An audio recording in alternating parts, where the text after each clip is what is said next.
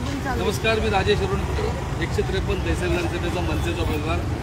आता मतमोजणी सुरू होती। आतमध्ये आपले सगळे काउंटिंग एजंट सगळे आतमध्ये होते आणि त्यांना असं निदर्शनास आलं की त्या मशीनमध्ये घोटाळा आहे। त्याचं कारण एवढा त्यांच्यासमोर मशीन जेव्हा आली त्या मशीनला 3-3 सील असतात, एका मशीनला एकच सील होतं। त्यांना विचारण्यात आलं एकच सील का, तर त्या निवडणूक निर्णय अधिकाऱ्यावर हा एकच असू शकतं। त्यामुळे एक गोष्ट झाली, प्रत्येक मशीनचा जो चार्जिंग असते तर काही मशीनचं चार्जिंग 99%, काही मशीन चार्जिंग 70%, काहीचं 60%। अहो एवढ्या 2-2 दिवस मशीनचा चार्जिंग 99% कसं असू शकतं? संशयास्पद गोष्ट आहे। सगळ्यात मोठी गोष्ट, मी जिथे राहतो माझं घर, माझ्या घरात 4 मतं, माझी आई, माझी मुलगी, माझी पत्नी आणि मी, तिथे आम्हाला काही 2च मतं। म्हणजे माझ्या आईने किंवा माझ्या पत्नीने किंवा माझ्या मुलीने मला मतदानच केलं नाही, की मी स्वतःला मतदानच केलं नाही। अशा प्रकारचा सगळं आतमध्ये घोळ आहे। गेले अनेक वर्ष आम्ही राजकारणात काम करतोय। या मतदारसंघामध्ये प्रत्येक माणूस सांगतोय की आम्हाला बदल हवा आहे, आम्ही जो विद्यमान आमदारांना कंटाळलोय ते आम्हाला नको आहे, आम्हाला बदल करायचा आहे। मग मतदान गेलं कुठे?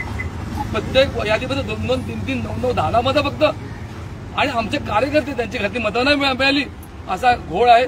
मी ज्या काउंटिंगमध्ये जे बसलेले एजंट होते त्यांना मी सांगतो की आपण आपलं मत मांडा।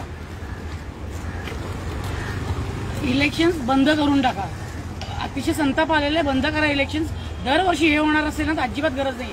मागच्या 5 वर्षापूर्वी आमच्या 8 मशीन्स फ्रॉड निघालेले, नंबर वेगळे, तिकडे नंबर वेगळे, आमच्याकडे पोलिंग एजंटचा नंबर वेगळा, तरी हे लोक म्हणतात प्रोव्हिजन आहे, असंच करायला लागेल। आता ऑब्जेक्शन घेतलं तर ते IAS officer is not ready to listen at all. साहेब, जर या गोष्टी होणार असेल ना तर ह्या लोकांना दरबार वेळ लावत असेल, किती तुमचाही वेळ जातो, आमचाही वेळ जातो।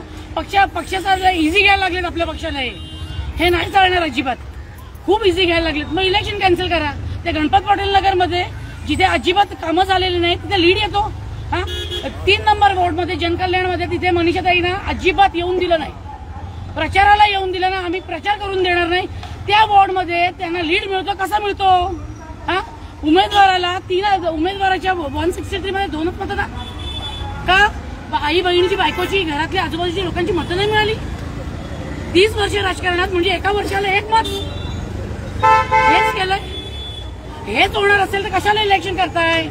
आमचे टॅक्सचे पैसे घालवायचे, आम्हाला धड रस्ते द्यायचे नाही, काय द्यायचं नाही। ते हिशोब इलेक्शन एक्सपेंडिचर कार्यालयात त्यांचे कन्सेप्ट क्लिअर नाहीत अजिबात। आज एक रूल लावतात, दुसरा रूल लावतात। यांचं इलेक्शन कमिशन प्रॉपर ट्रेनिंग नाही आहे ना अजिबात। पोलिसांचा गैरवापर करतात हे लोक।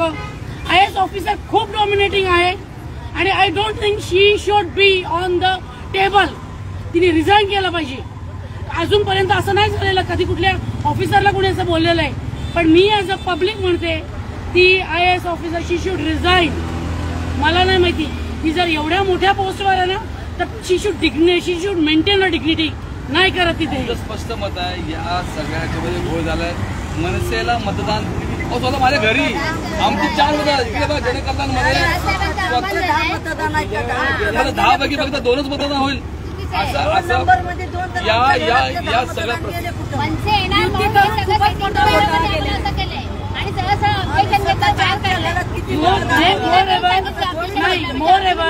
हे लोक 4-4 पक्ष, 3-3 पक्ष एकत्र येऊन लढतात। अरे हिम्मत असेल तर आमची जी एकट्याने लढा ना, मग दाखवतो तुम्हाला आमची काय ताकद आहे ती। आम्ही जर ठरवलं ना तर इथून कुणाला बाहेर जाऊन देणार नाही, अख्खी ताकद लावू मनसेची आम्ही। शांत साहेब आहेत ना, शांत, त्याच्यामुळे आम्ही शांत आहोत।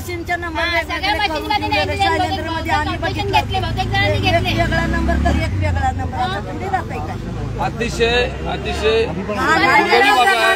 लोकशाहीला कलंक आहे आणि आम्हाला दुर्दैवी वाटतं जिथे जिथे आम्ही राहतो त्या ठिकाणी 2-2, 6-6 मतं। मला वाटतं हे एक्सप्लेन जर केलं तर बरोबर PPHS एक्सप्लेन करतात। चला एक्सप्लेन करे। असं थोडी होते की एकाच्या घरात 10-20 मतदानाची कुठे गेले? PPHS शाळा आहे तिथे आमचं महाराष्ट्र नवनिर्माण सेनाचे कार्यालय, तिथे फक्त 5 मतं लोक स्वतः बोलले यावर्षी की आम्ही मनसेला दिलेलं मतं, मग तिथे फक्त 5च करून आम्हाला सांगलं। जनकल्याण नगर मध्ये मनीषा चौधरीला काय कॅम्पेन करायला नाही दिले, तिथे फक्त लीड कसं काय येतात त्यांचं? आणि अख्ख्या शिवसेने लोकांनी पण मनसेला मतदान केलं, ते मतं गेले कुठे? आणि यांच्याकडे काय रेस केलं तर डायरेक्टली बोलतात तुम्ही गप्प बसा, आम्ही बरोबर टोटल तुम्ही मॅच करा, बरोबर आहे। हे कुठेतरी आम्हाला जस्टिस पाहिजे. हे असं होत असेल तर काही यूज नाहीये. एक मिनिट. माझं ना आव्हान आहे, सोशल मीडियामध्ये खूप पॉवर आहे. जेवढी पॉवर आज प्रेसमध्ये, प्रिंट मीडियामध्ये, इलेक्ट्रॉनिक मीडियामध्ये पण नाही, ती पॉवर सोशल मीडियामध्ये. Let the people know what is going on here, what is going on with the democracy of India. Let the people know now. Okay. एजंटला कसं माहिती की आम्हाला एवढेच मिळणार आहेत करून, म्हणजे कोणाला माहिती आम्हाला एवढी मतं मिळणार आहेत करून. आधीपासून सेकंड राऊंडला त्यांनी सांगितलं 6,000 लीडने पुढे, 10,000 लीडने पुढे. कसं काय लीड पुढे त्यांना, लीड त्यांची कशी काय पुढे? आणि स्वतःहून पण आम्हाला 450 मिळणार, आम्हाला 300 मिळणार, आम्हाला 200. भाजपचे एजंट स्वतःच सांगतात की लीड पुढे, 10,000 लीड पुढे. कसं काय? आम्ही काय काय मेहनत केलं, किती अतिशय दुर्दैवी लोकशाहीला कलंक आहे. त्यामुळे आम्ही सगळ्यांनी अकाउंट केलेलं. तर मी स्वतःच सांगितलं की तिथे बसून का उपयोग नाही, आम्हाला जेलमध्ये टाकण्याची भाषा करतात.